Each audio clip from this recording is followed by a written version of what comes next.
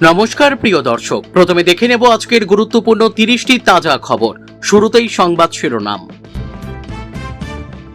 17ই August পাবেন অন্নপূর্ণার টাকা, সেপ্টেম্বর থেকে বদলে যাচ্ছে সময়, কি জানালেন মুখ্যমন্ত্রী। ডিনারে কারা ছিল, জেরাও করেননি। আরজি কর মামলায় সিবিআইকে তুমুল ভৎসনা হাইকোর্টের।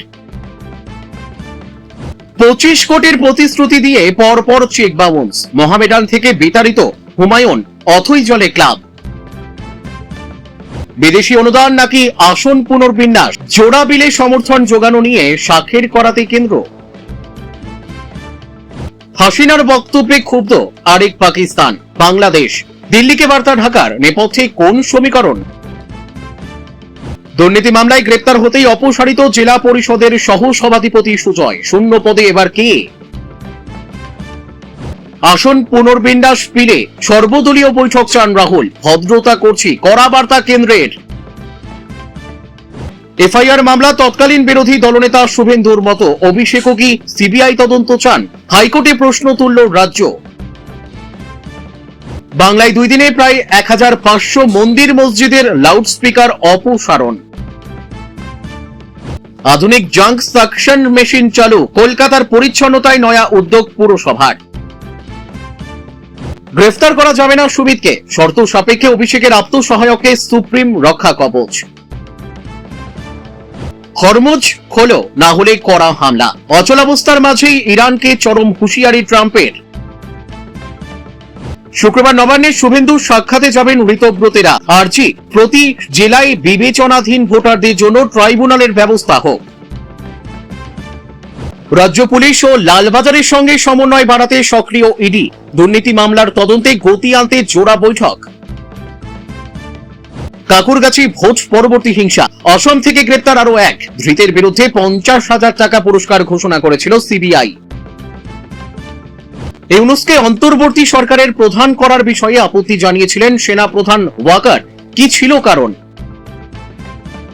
স্ক্রিপ্ট বা টেলিপ্রম্পটার ছাড়াই উত্তর দিতে চেষ্টা করব, ইনস্টাগ্রামে তরুণদের কাছে প্রশ্ন চেয়ে মোদীকে খোঁচা রাহুলের।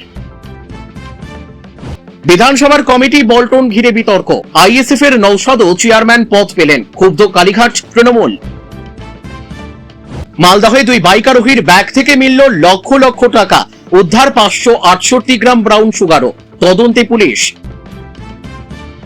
হুঁশিয়ারির পরে এবার ব্যবস্থা, তোলাবাজির অভিযোগ আসায় নিলম্বিতের সংখ্যা জানিয়ে কড়া বার্তা রাজ্য বিজেপি নেতৃত্বের। কাঁটাতার পেরিয়ে দার্জিলিং ভ্রমণ বাংলাদেশের, হিমালয়ের বুক থেকে সোজা ঠাই হোল্ডিং সেন্টারে। মোদিজি স্বৈরাচারী হলেই ভালো হতো, প্রধানমন্ত্রীর অপমানে ফোঁস করে বিতর্কে অনুপমা রূপালী। বিহার থেকে বাংলায় ঢুকে পড়েছিল পুরো গ্যাং, পুজোর আগেই ওদের ছিল বিরাট টার্গেট।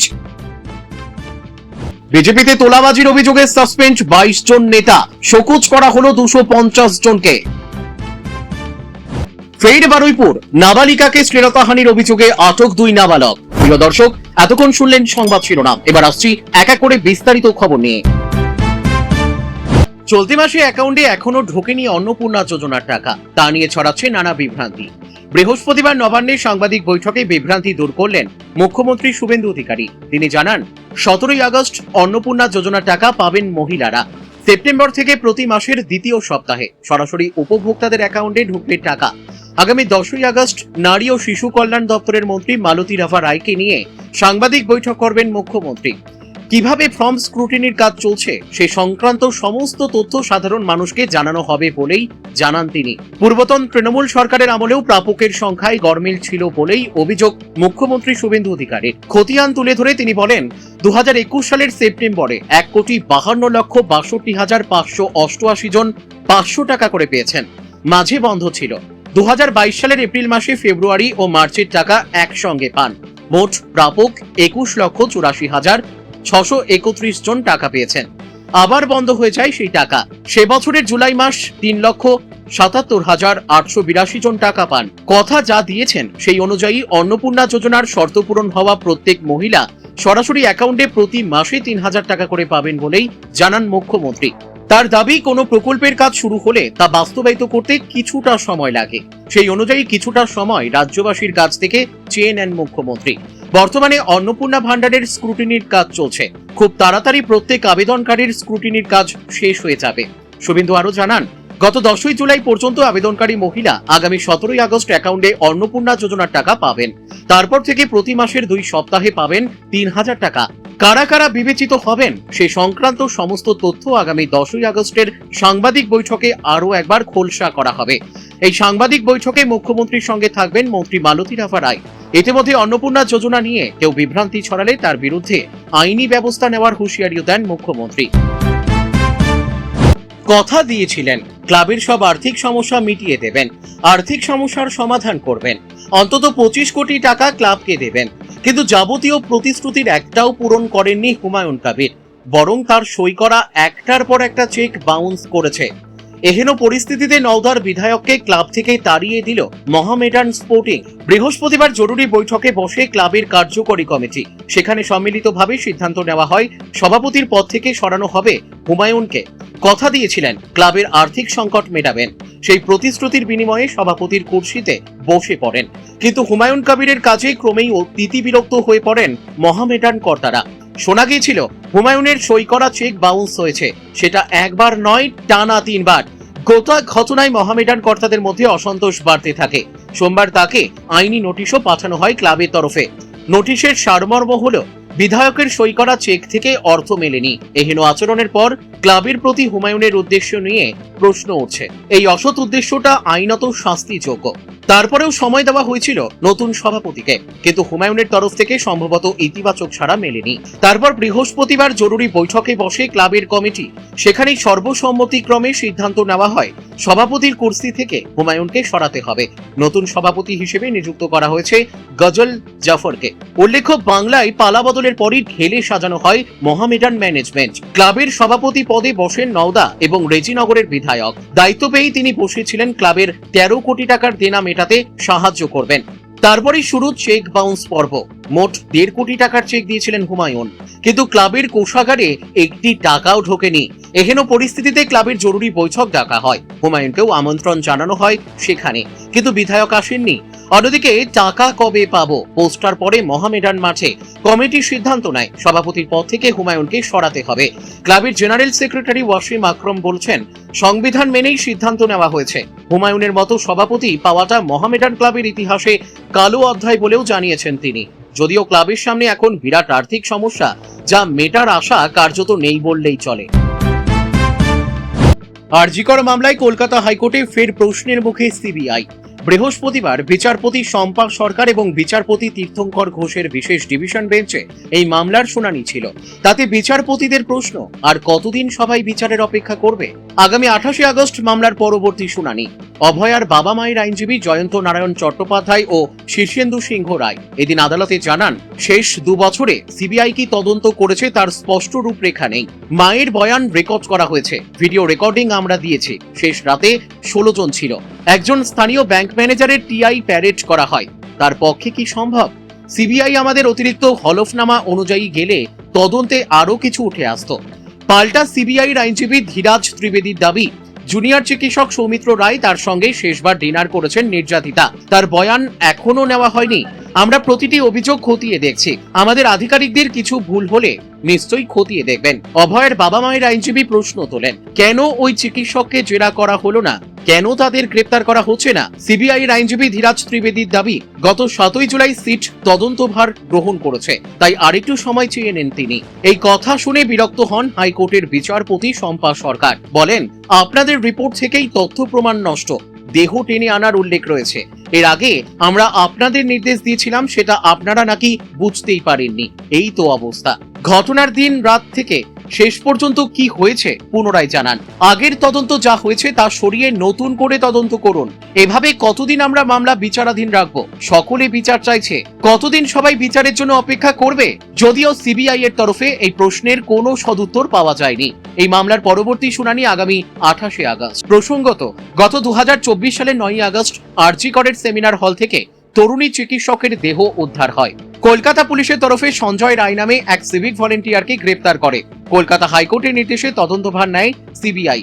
সঞ্জয়কে যাবজ্জীবন কারাদণ্ডের সাজা দেয় আদালত। তবে নতুন করে কাউকে গ্রেপ্তার করেনি সিবিআই। অভয়ার বাবা মায়ের দাবি, এই ঘটনায় আরো অনেকে যুক্ত রয়েছে। সিবিআই এর ভূমিকায় ক্ষুব্ধ হাইকোর্ট। জোড়া বিল দুটোই পাশ করিয়ে নিতে চায় মোদী সরকার, কিন্তু সেই নিয়েই খানিকটা শাখের করাতের মতো পরিস্থিতিতে কেন্দ্র। সূত্রের খবর, ফরেন কন্ট্রিবিউশন রেগুলেশন সংশোধনী বিল 2026 পাশ করাতে কোনো সমস্যা হওয়ার কথা নয়, কিন্তু এই বিল পাশ হলে একাধিক বন্ধু মনোভাবাপন্ন দলগুলি রেগে যাবে। তখন আসন পুনর্বিন্যাস বিল নিয়ে ডেকে বসতে পারে তারা। সব মিলিয়ে কোনো কৌশলে দুই বিল ম্যানেজ করা যায় সেই নিয়ে চিন্তা বাড়ছে। আসন পুনর্বিন্যাস বিল পাশের জন্য প্রয়োজন সংবিধান সংশোধনী। সেখানে সংখ্যাগরিষ্ঠতায় কাজ হবে না, চাই 2/3 সমর্থন। ইতিমধ্যেই একবার ব্যর্থ হয়েছে এই বিল পাশের চেষ্টা, আবারও সেটা হোক মোটেই চাইছে না মোদী সরকার। তাই 5 বিধানসভায় ভোট মেটার পর থেকেই একাধিক দলের সঙ্গে যোগাযোগ করেছে বিজেপি।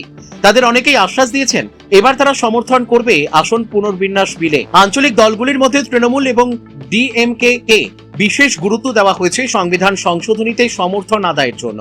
কিন্তু ফরেন কন্ট্রিবিউশন রেগুলেশন সংশোধনী বিল 2026 নিয়ে বেঁকে বসেছে মূলত দক্ষিণের রাজনৈতিক দলগুলি। সূত্রের খবর, ডিএমকে, ওয়াইএসআর কংগ্রেস, এনসিপি, শরদ এই দলগুলি এফসিআরএ বিল নিয়ে বেশ চিন্তিত।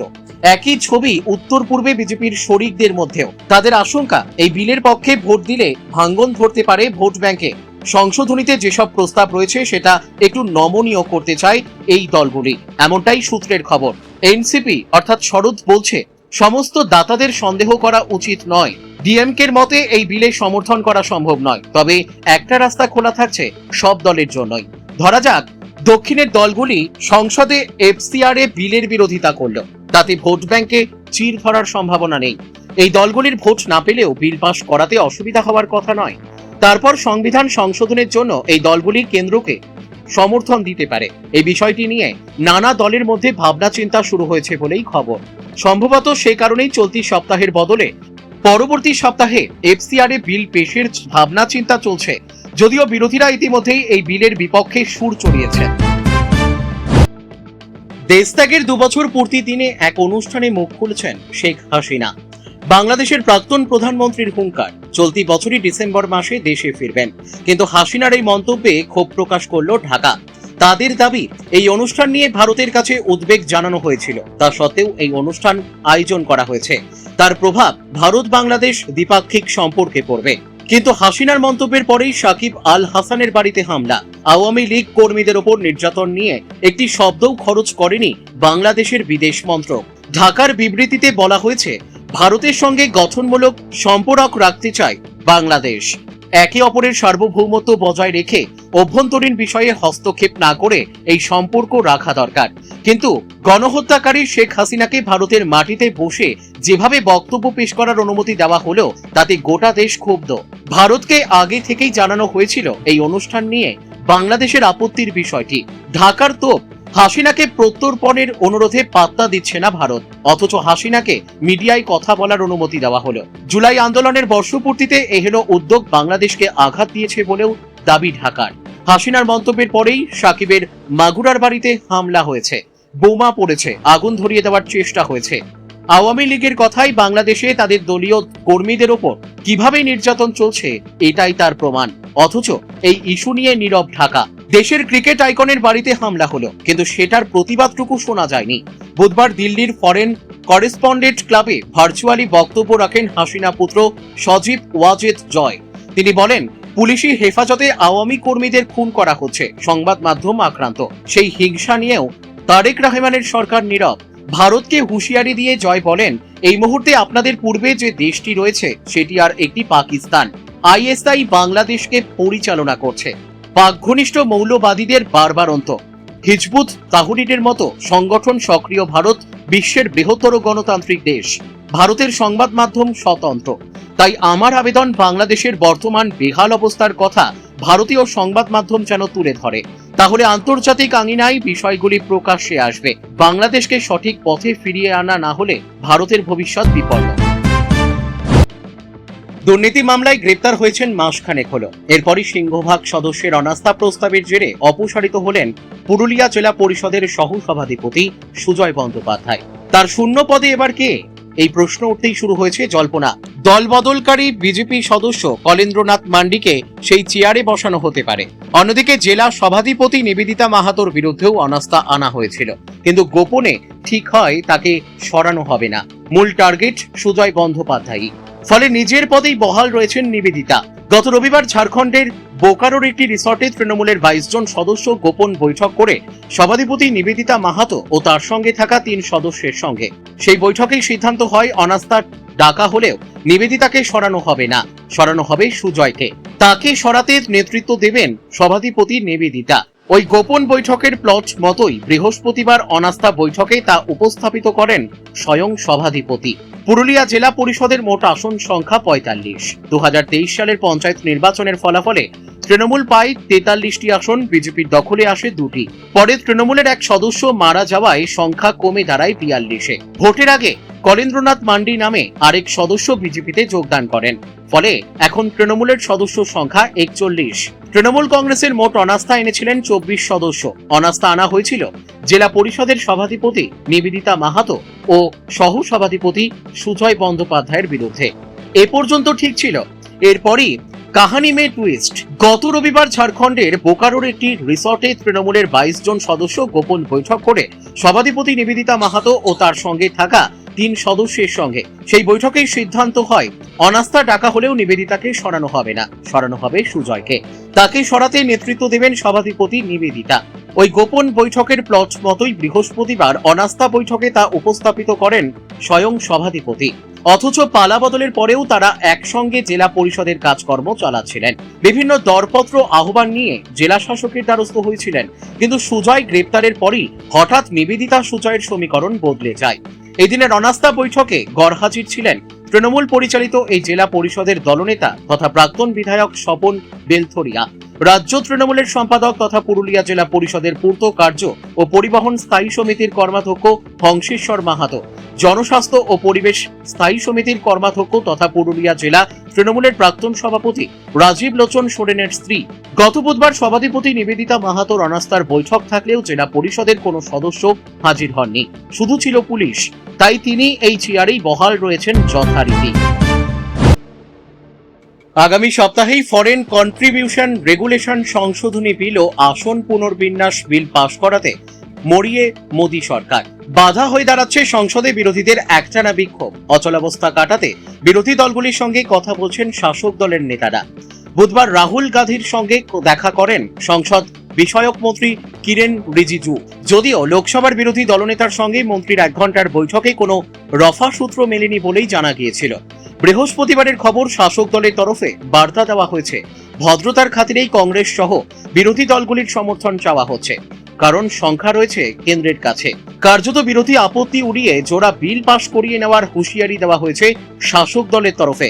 সূত্রের খবর, বৃহস্পতিবার রাহুল গান্ধীর সঙ্গে ফোনে কথা বলেন সংসদ বিষয়ক মন্ত্রী কিরেন রিজিজু। আবারও জোড়া বিল পাশ করানোর বিষয়ে সহযোগিতা চান তিনি। জবাবে কংগ্রেস নেতা সর্বদলীয় বৈঠক ডাকার পরামর্শ দেন। পাল্টা রিজিজু জানান, সদার্থক মনোভাব থাকলে বৈঠক ডাকা যেতেই পারে, না শোনার জন্য ডাকা হবে না। এই সঙ্গে কেন্দ্রের বার্তা, ভদ্রতার খাতিরেই কংগ্রেস সহ বিরোধী দলগুলির সমর্থন চাওয়া হচ্ছে, কারণ যথেষ্ট সংখ্যা রয়েছে শাসক জোটের কাছে। ইতিমধ্যে সমাজবাদী পার্টি, ডিএমকে এবং এনসিপির সঙ্গে কথা হয়ে রয়েছে। প্রশ্ন উঠছে, সংসদে বিরোধী বিক্ষোভ অব্যাহত থাকলে মার্শাল দিয়ে তাদের কক্ষের বাইরে বের করে বিল পাশ করিয়ে নেওয়া হবে কি? উল্লেখ্য, আসন পুনর্বিন্যাস বিল পাশের জন্য প্রয়োজন সংবিধান সংশোধনী। সেখানে সংখ্যাগরিষ্ঠতায় কাজ হবে না, চাই 2/3 সমর্থন। ইতিমধ্যেই একবার ব্যর্থ হয়েছে এই বিল পাশের প্রচেষ্টা, আবারও সেটা হোক মোটেই চাইছে না মোদী সরকার। তাই 5 বিধানসভায় ভোট মেটার পর থেকেই একাধিক দলের সঙ্গে যোগাযোগ করেছে বিজেপি। তাদের অনেকেই আশ্বাস দিয়েছে এবার তারা সমর্থন করবে আসন পুনর্বিন্যাস বিলে। আঞ্চলিক দলগুলির মধ্যে তৃণমূল এবং ডিএমকে কে বিশেষ গুরুত্ব দেওয়া হয়েছে সংবিধান সংশোধনীতে সমর্থন আদায়ের জন্য।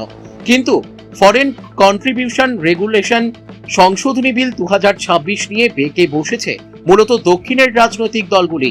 সূত্রের খবর, ডিএমকে, ওয়াইএসআর কংগ্রেস, এনসিপি অর্থাৎ শরদ, এই দলগুলি এফসিআরএ বিল নিয়ে বেশ চিন্তিত। একই ছবি উত্তর পূর্বে বিজেপির শরিকদের মধ্যেও। তাদের আশঙ্কা, এই বিলের পক্ষে ভোট দিলে ভাঙ্গন ধরতে পারে ভোট ব্যাংকে। সংশোধনীতে যেসব প্রস্তাব রয়েছে সেটা একটু নমনীয় করতে চায় এই দলগুলি, এমনটাই সূত্রের খবর। এনসিপি অর্থাৎ শরদ বলছে, সমস্ত দাতাদের সন্দেহ করা উচিত নয়, যদিও নেতিবাচক পরিস্থিতি বদলেছে বলেই দাবি শাসক দলের। সময়ই উত্তর দেবে। একগুচ্ছ এফআইআর দায়ের নিয়ে শুভেন্দু অধিকারীর পুরনো মামলার প্রসঙ্গ টেনে এবার প্রশ্নের মুখে পড়লেন অভিষেক বন্দ্যোপাধ্যায়। প্রশ্ন উঠল, ডায়মন্ড হারবারের সাংসদ কি নিজের বিরুদ্ধে মামলাগুলির তদন্ত সিবিআইকে দিয়ে করাতে চান? রাজ্যের বক্তব্য, বিরোধী দলনেতা থাকাকালীন শুভেন্দু তদন্ত এড়িয়ে যেতে চাননি। পুলিশের পরিবর্তে সিবিআই বা স্বাধীন কোনো তদন্তকারী সংস্থাকে দিয়ে তদন্তের আবেদন করেছিলেন তিনি। কিন্তু অভিষেকের আবেদনে তেমন কিছু নেই বলে কলকাতা হাইকোর্টে জানালেন অতিরিক্ত অ্যাডভোকেট জেনারেল বিল্বদল ভট্টাচার্য। রাজ্যের আইনজীবীর বক্তব্য, অভিষেকের আবেদনে সিবিআই তদন্তের বিষয়টি নেই। তৎকালীন বিরোধী দলনেতার মতো তিনিও কি সিবিআই তদন্তের আবেদন করবেন? তার যুক্তি, শুভেন্দুকে দেখিয়ে একই সুরাহা পেতে চাইছেন অভিষেক, কিন্তু দুজনের মামলার বিষয় আলাদা। পূর্বের মামলাটির সঙ্গে কোনোভাবেই তুলনা করা যায় না অভিষেকের মামলার। রাজ্যে পালাবদলের পরে অভিষেকের বিরুদ্ধে একের পর এক এফআইআর রুজু হয়েছে বিভিন্ন থানায়। তার বিরুদ্ধে হাইকোর্টের দ্বারস্থ হন অভিষেক। মামলাটি বর্তমানে হাইকোর্টের বিচারপতি সৌগত ভট্টাচার্যের বেঞ্চে বিচারাধীন।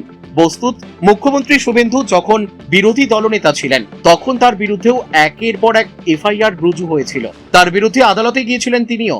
বৃহস্পতিবারের শুনানিতে সেই প্রসঙ্গেই তুলে ধরেন অতিরিক্ত অ্যাডভোকেট জেনারেল। তিনি জানান, সেই সময়ে শুভেন্দুর বক্তব্য ছিল, এফআইআর গুলি করা হয়েছে রাজনৈতিক উদ্দেশ্য প্রণোদিতভাবে, তাই সেগুলি খারিজ করা হোক অথবা সিবিআই বা কোনো স্বাধীন তদন্তকারী সংস্থাকে দিয়ে সেগুলির তদন্ত করানো হোক। রাজ্যের আইনজীবী আরো জানান, শুভেন্দু সেই সময়ে সিবিআইকে দিয়ে তদন্ত করাতে চেয়েছিলেন। অভিষেকও কি তেমন কিছু চাইছেন? প্রশ্ন করেন বিল্বদল। এজলাসে তিনি জানান, শুভেন্দু যেমন তদন্তভার পুলিশের হাত থেকে নিয়ে সিবিআইয়ের হাতে দেওয়ার আবেদন জানিয়েছিলেন, অভিষেকের আবেদনে তেমন কিছু উল্লেখ নেই। বস্তুত, গত শুনানিতে অভিষেকের আইনজীবী সওয়াল করেছিলেন, শুভেন্দু বিরোধী দলনেতা থাকার সময় তার আবেদনের পরিপ্রেক্ষিতে একাধিক মামলায় রক্ষা কবচ দিয়েছিল হাইকোর্ট। ভবিষ্যতে আদালতকে না জানিয়ে যাতে কোনো এফআইআর দায়ের না করা হয় তার নির্দেশও দেওয়া হয়েছিল। এবার অভিষেকের ক্ষেত্রেও তেমন নির্দেশ দেওয়া হোক বলে আবেদন জানিয়েছিলেন ডায়মন্ড হারবারের সাংসদের আইনজীবী। গত শুনানিতে এই তুলনা টানার এইবার পাল্টা সওয়াল করলেন রাজ্যের অতিরিক্ত অ্যাডভোকেট জেনারেলও। এদিনের শুনানিতে অভিষেকের হয়ে এজলাসে উপস্থিত ছিলেন অভিষেকের আইনজীবী গোপাল শঙ্কর নারায়ণ এবং অয়ন ভট্টাচার্য। হাইকোর্টে এদিন জানানো হয়, অভিষেকের বিরুদ্ধে এখনো পর্যন্ত প্রায় 16টি এফআইআর দায়ের হয়েছে। গত শুনানিতেই আদালত জানিয়েছিল, 3টি মামলায় আপাতত অভিষেকের বিরুদ্ধে কোনো কড়া পদক্ষেপ করা যাবে না। এদিনও আদালত জানিয়ে দিল, ওই রক্ষা কবচ আপাতত বহাল থাকবে। বিচারপতি ভট্টাচার্য এদিন জানান, মামলার শুনানি প্রায় শেষ, নির্দিষ্ট কিছু বিষয় নিয়ে সওয়াল হবে। এই অবস্থায় মামলার শুনানি মুলতবি রাখে হাইকোর্ট। আগামী 11ই আগস্ট ফের এই মামলাটি উঠবে শুনানির জন্য। শব্দ দূষণ নিয়ন্ত্রণে বড় পদক্ষেপ নিল রাজ্য পুলিশ। মাত্র দুদিনের অভিযানে রাজ্যের প্রায় 1500টি ধর্মীয় প্রতিষ্ঠান থেকে লাউডস্পিকার সরিয়ে ফেলা হয়েছে। পুলিশের তথ্য অনুযায়ী নির্ধারিত শব্দসীমা লঙ্ঘনের অভিযোগে 1279টি মসজিদ এবং 199টি মন্দির থেকে লাউডস্পিকার অপসারণের নির্দেশ দেওয়া হয়েছে। পুলিশের শীর্ষ আধিকারিকরা জানিয়েছেন, এই অভিযান সব ধর্মীয় প্রতিষ্ঠানের ক্ষেত্রেই সমানভাবে চালানো হচ্ছে। তাদের দাবি, শব্দ দূষণ সংক্রান্ত অভিযোগের ভিত্তিতেই এই পদক্ষেপ নেওয়া হয়েছে এবং ধর্মীয় পরিচয়ের ভিত্তিতে কোনো আলাদা ব্যবস্থা করা হয়নি। এই অভিযানে পুলিশ বিভিন্ন উপাসনালয়ের পরিচালন কমিটির সঙ্গে যোগাযোগ করে জনসাধারণের উদ্দেশ্যে ব্যবহৃত লাউডস্পিকার খুলে ফেলতে এবং নির্ধারিত শব্দবিধি মেনে চলতে বলেছে। রাজ্যে এই ধরনের অভিযান আগে এত বড় পরিসরে হয়নি বলেই জানা গেছে। পশ্চিমবঙ্গের noise pollution regulation and control rules 2000 অনুযায়ী সকাল 6টা থেকে রাত 10টা পর্যন্ত লাউডস্পিকার ব্যবহারের জন্য পুলিশের পূর্বানুমতি বাধ্যতামূলক। পাশাপাশি সাউন্ড লিমিটার ব্যবহার করতে হবে এবং শব্দের মাত্রা 50 থেকে 75 ডেসিবেল সীমার মধ্যে রাখতে হবে। অভিযানকে ঘিরে বিভিন্ন মসজিদ ও মন্দির কমিটির প্রতিনিধিরা জানিয়েছেন, স্থানীয় পুলিশ তাদের মৌখিকভাবে লাউডস্পিকার খুলে ফেলতে বলেছে। তাদের দাবি, এই বিষয়ে কোনো লিখিত নির্দেশ দেওয়া হয়নি। পুলিশের বক্তব্য, শব্দ দূষণ নিয়ন্ত্রণ এবং বিদ্যমান আইন কার্যকর করতেই এই পদক্ষেপ নেওয়া হয়েছে। আগামী দিনেও রাজ্যের বিভিন্ন এলাকায় নির্ধারিত শব্দসীমা মেনে লাউডস্পিকার ব্যবহারের বিষয়টি